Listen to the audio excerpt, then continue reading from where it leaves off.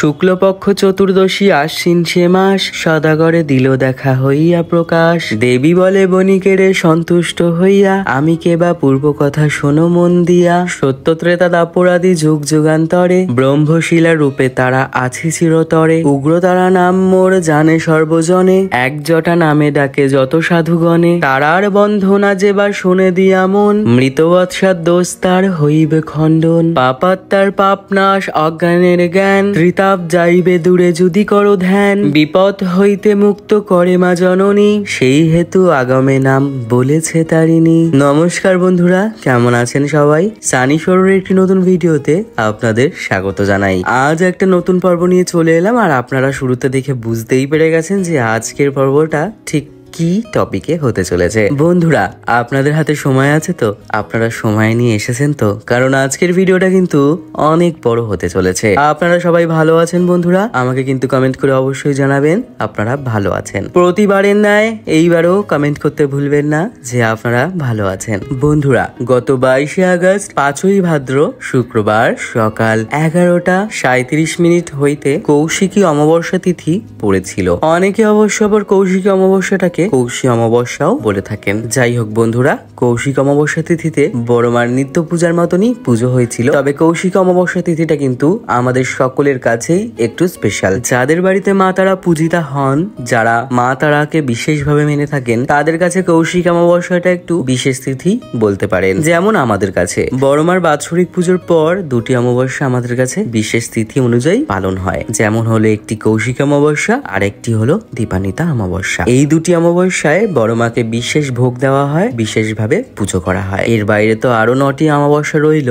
সেই অমাবস্যাগুলোতেও বড় মাকে পুজো দেওয়া হয়। তবে এই দুটি অমাবস্যা বিশেষভাবে আমাদের কাছে গুরুত্বপূর্ণ। যেহেতু গত পরশু ছিল কৌশিক অমাবস্যা, তাই বড় মাকে একটু রেঁধে ভেড়ে খাওয়ানোর ভীষণ ভাবে ইচ্ছা হলো। প্রতি বছরের ন্যায় এই বছরও কেন বা বাদ দেব তাকে আপ্যায়ন করার। এমন একটা সুযোগ পাই বছরে একবার, কৌশিক অমাবস্যা। বললাম না, বড় মার বাৎসরিক পুজোর পর দুটি অমাবস্যা পাই বড় মাকে একটুখানি সুন্দর করে রেঁধে বেড়ে খাওয়ানোর। মানে অন্য রকম ভাবে বড়মার বাৎসরিক পুজোর পর তো 11টি অমাবস্যা থাকেই বড় মাকে সুন্দর করে গুছিয়ে গেছে পুজো দেওয়ার জন্য। কিন্তু এই 11টি অমাবস্যার মধ্যে বিশেষ দুটো তিথি থাকে, যেটা হলো দীপান্বিতা অমাবস্যা আর একটি হলো কৌশিক অমাবস্যা। এই দুটি অমাবস্যাতে বড় মাকে বিশেষ ভোগ দেওয়া হয়। এইটাই আমি কেন বলছি বারবার করে যে বিশেষ ভোগ। বিশেষ ভোগটা হলো বড় মাকে মাছ ভোগ দেওয়া হয়। তো আপনারা সবটাই দেখতে পাবেন, আপনাদেরকে সবটাই বলবো। যেহেতু আমাদের কাছে শক্তি এবং শাক্ত দুজনেই আছেন, তাদের জন্য সম্পূর্ণ আলাদা আলাদা তো বিশেষ প্রসেস থাকেই। সেটা তো আপনারা জানেনই যে নারায়ণের ক্ষেত্রে বা বৈষ্ণব পদ্ধতি সম্পূর্ণ আলাদা, আর শক্তি পদ্ধতি বা শক্তি পুজোর ক্ষেত্রে যে জিনিসগুলো প্রয়োজন হয় সেটাও সম্পূর্ণ আলাদা। সেই দুটোকে একত্রিত করে এক জায়গায় যে আমার বাড়িতে মিলেমিশে সকলে রয়েছেন, এটাতেই আমি পরম ভাগ্যবান নিজেকে মনে করি। যদিও বা কৌশিক অমাবস্যার ভোগটা আমি সম্পূর্ণ বলে দেবো যে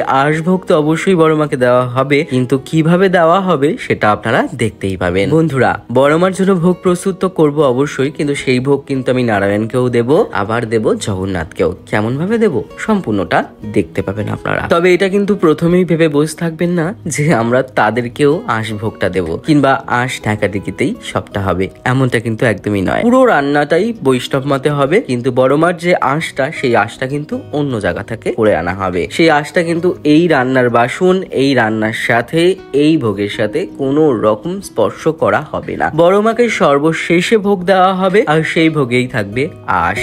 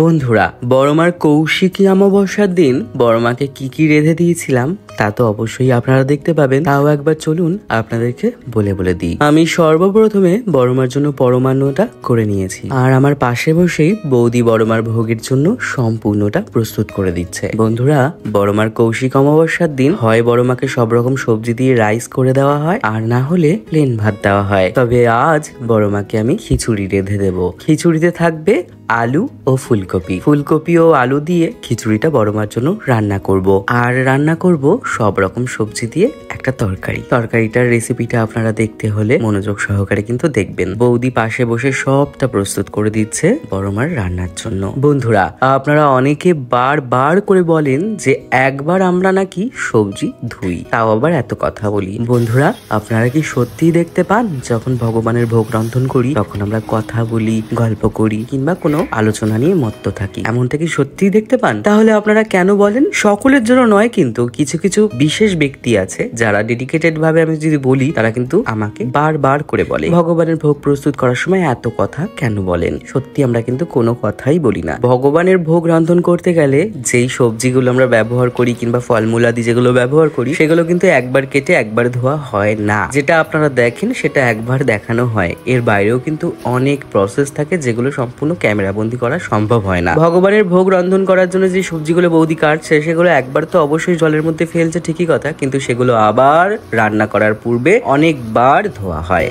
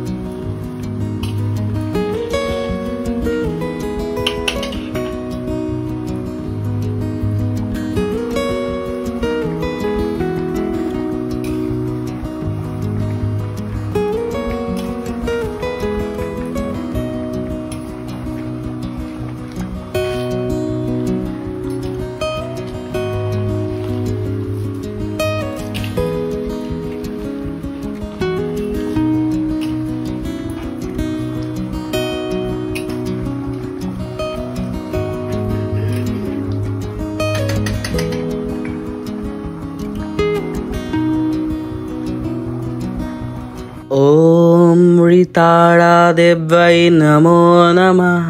ओम प्रत्तालिधा पदार्पितांगी शबरिधा घोराट्टहासापरा खड्गेन्द्रीवर कर्तीव खरपर भुजा कार विजत भव खर्बनील विशाल पिंगल जटाजुटैकनागर जुटा जड्ढन्न सकपालके त्रिजगतं हन्तु उग्र तारा स्वयं प्रट्टलीढा पदे घोरे मुंडमाला प्रसभिते हरबेलम्बधरी भीमे उग्र तारा नमस्तुते।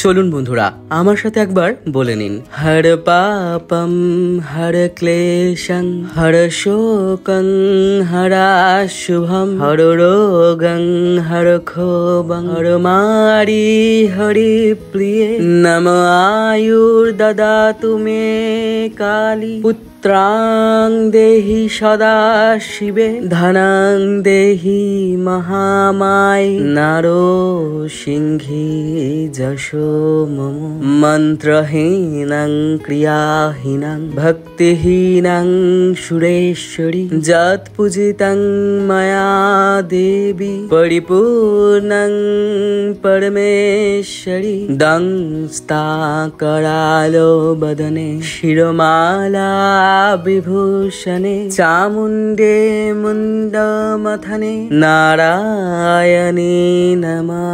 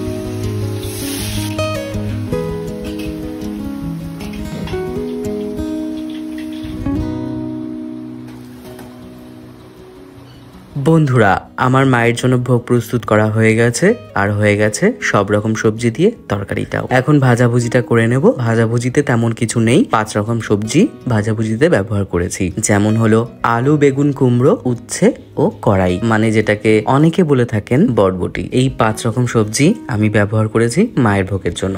আর ছিল মিষ্টান্ন, ফলমূলাদি সবই তো আছে, সবটা দেখতে পাবেন, সবটা প্রস্তুত করব আপনাদের সামনে। এখনো অবধি কারা কারা আছেন অবশ্যই কিন্তু কমেন্ট করে জানাবেন, আর ভিডিওটা কেমন লাগছে সেটাও কিন্তু কমেন্ট করে জানাতে ভুলবেন না। বন্ধুরা, জন্মাষ্টমীর ভিডিওটা এখনো অবধি যারা যারা দেখেননি, আমি বারংবার বলবো অবশ্যই ভিডিওটা গিয়ে আমার চ্যানেলে দেখে আসুন। আমার চ্যানেলে চলে যান, ভিজিট করুন, গিয়ে দেখতে পাবেন প্রথমেই আমার ভিডিওটা দেওয়া রয়েছে। আর যদি না পারেন আমি আই বাটনেও দিয়ে দিলাম ভিডিওটা, সেখান থেকে গিয়েও দেখতে পারেন। আর সেটাও যদি না পারেন তাহলে আমি ভিডিও শেষেও দিয়ে দেবো, ভিডিওটা দেখবেন। আমি কিন্তু অবশ্যই বারবার করে বলছি ভিডিওটা দেখবেন, আপনাদের ভীষণ ভীষণ ভীষণ ভালো লাগবে। বন্ধুরা, আমার রান্না বান্না শেষ, এখন আমি সুন্দর করে ফুল দিয়ে মাকে সাজাবো। আপনাদের বড় মাকে আমি সুন্দর করে ফুল দিয়ে সাজিয়ে দেবো। আর বন্ধুরা, আমার ঢাক বাজানো কি আপনারা দেখতে চান? বলবেন তো, আমি কিন্তু দেখাবোই আপনাদেরকে আমার ঢাক বাজানো। আর আমার ঢাক বাজানোটা কেমন হলো আপনাদের কিন্তু বলতেই হবে। আমি কিন্তু নিজেই হেসে ফেলেছি আমার ঢাকের শব্দ শুনে, মানে এতটাই আসলে আমি পারি না তো তার জন্য। আর বাড়িতে যেহেতু ঢাক থাকে তাই কখনো কখনো ইচ্ছা হয় একটু ঢাক বাজানোর জন্য,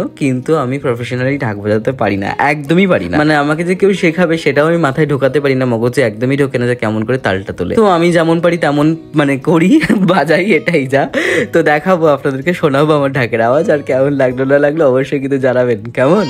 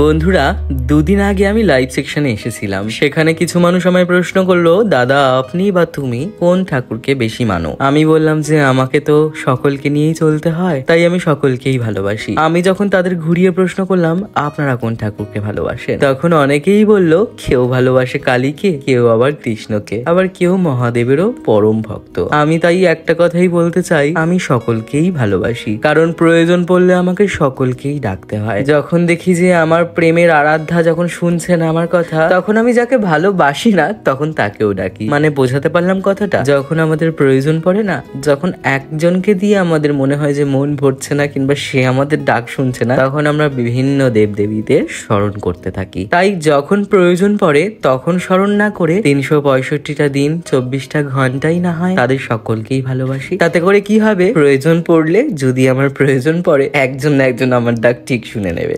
বুঝলেন তো বন্ধুরা? ভিডিওটা কেমন লাগছে আবারও জিজ্ঞেস করছি। প্রায় শেষ পর্যায়ে এসে গেছি, তবু এখনো অনেকটা বাকি। আপনাদের এখনো অনেকটা দেখানোর বাকি রয়েছে। এখনো তো পুজো পাঠ কিছুই শুরু হয়নি। বড়মার ভোগটা আমি বেড়ে দিচ্ছি সুন্দর করে, ওনাদের নিবেদন করব। আর বড়মার ভোগের সাথে সাথে বাদ বাকি যে দেবদেবীদের ভোগটা নিবেদন করব তাদেরটাও বেড়ে নিচ্ছি। তারপরে পুরোহিত মশাই আসবেন, তিনি আবার পুজোয় বসবেন। তার জন্য তারটাও সবটা জোগাড় করে রাখতে হবে। তিনি যেন পুজোয় বসে না বলে এইটা কোথায় সেটা কোথায়, ওটা দাও সেটা দাও। তো সবটা জোগাড় করে রাখি। আর বন্ধুরা একটা কথা তো জিজ্ঞেস করতে ভুলেই গেছি, বড়মার শাড়িটা কেমন লাগছে? ভালো লাগছে? বাটল গ্রিন কালার আমার ভীষণ পছন্দের একটা রং। ছোট মাকেও বহুবার বাটল গ্রিন পরিয়েছি, বড় মাকেও এই নিয়ে দুবার মনে হয় গুনে গুনে বাটল গ্রিনটা পরালাম। আমার খুব ভালো লাগে বাটল গ্রিন কালারটা পরাতে। আর এই কালারটা পরালে মায়ের রূপ খুব সুন্দর লাগে। যদিও বা তিনি জগৎ জননী, জগতের সুন্দরী, তাকে তো সবেতেই সুন্দর লাগে, তবু আমার মন থেকে যেন মনে হয় যে বাটল গ্রিনটা পরালেও ভালো লাগে। এটা আবার ভুল কথা। যখন আমি লাল পরাই তখন মনে হয় যে লালটাই খুব ভালো লাগে, এর পরের বার থেকে সব লাল কিনবো। কিন্তু আবার যখন বাটল গ্রিন পরাই কিংবা ইয়েলো পরাই কিংবা ব্লু পরাই, তখন সেই কালারগুলো যখন আবার তার মধ্যে ফুটে ওঠে তখন মনে করি যে এর পরের বারে শাড়িগুলো এই কালারেরই কিনবো। এই হতে থাকে আমার মধ্যে, আর বলবেন না, 24টা ঘন্টা এটাই হতে থাকে আমার মধ্যে। যাই হোক বন্ধুরা, দেখতে থাকুন, এখনো অনেকটা বাকি আছে।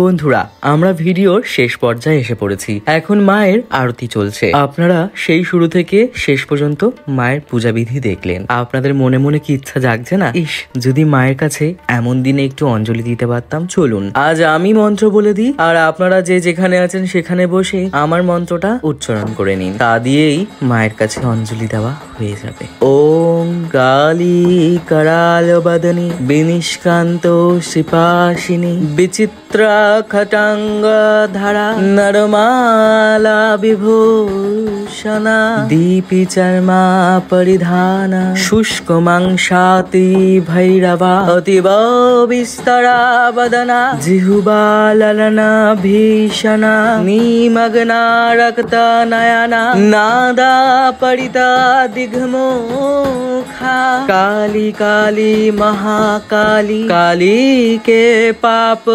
नाशिनी धर्माक्षमक्षते देवी नारायणी नमस्तुते आयुर्देहि जशा देहि भाग्यं भगवती देहि मे पुत्रां देहि धनं देहि सर्वान् कामश्च देहि मे भगवती भयाच्छेदे कत्तायनी च कामदे कालकृता कौशिकी त्वां हि कत्तायनी नमस्तुते प्रचण्डे पुत्रदे नित्यं सुप्रीते सुरनायिके कुलोद्योत करे चक्रे जयं देहि नमस्तुते जयन्ती मंगला काली भद्रकाली कपालिनी दुर्गा शिवा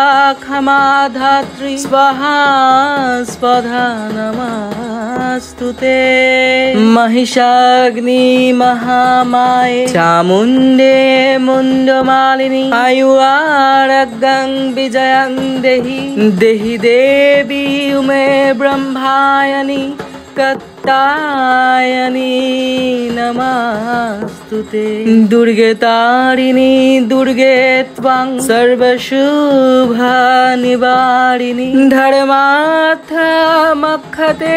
देवी नित्यतां मे वरदां भव दक्ष जग्गा विनाशन्यै महाघोरायै जोगिनी कोटि परिप्रीतायै भद्रकाल्यैरिङं जय दुर्गायै नमो नमः दुर्गे दुर्गे महाभागे त्राहि मां शंकरा प्रिये महिषासुर मदन मर्ते प्रणतस्मिन् प्रसीद मे सर्वमंगल मंगले शिवे सर्वार्थ साधिके शरण्ये त्र्यंबके गौरी नारायणी नमस्तुते।